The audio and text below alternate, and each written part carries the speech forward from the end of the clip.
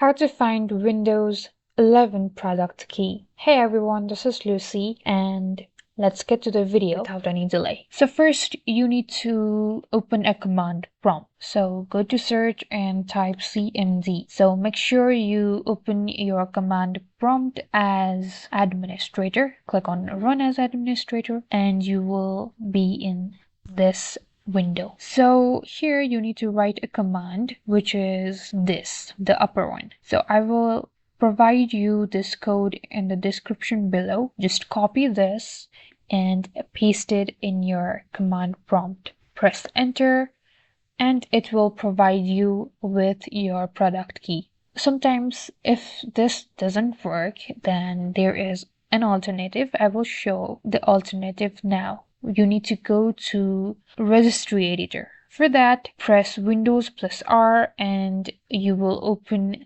your run window. So here type regedit and press enter.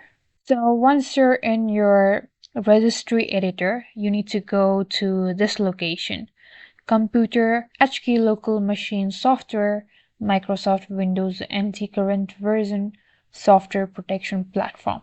So what you can do is just copy this and paste it here in the bar here and press enter, and it will take you to this file where you can see your product key. So here you will see backup product key default, and across this under data you will find your product key. So these are two ways you can find your product key. And that's it. Thank you guys for watching. For more videos, don't forget to like and subscribe.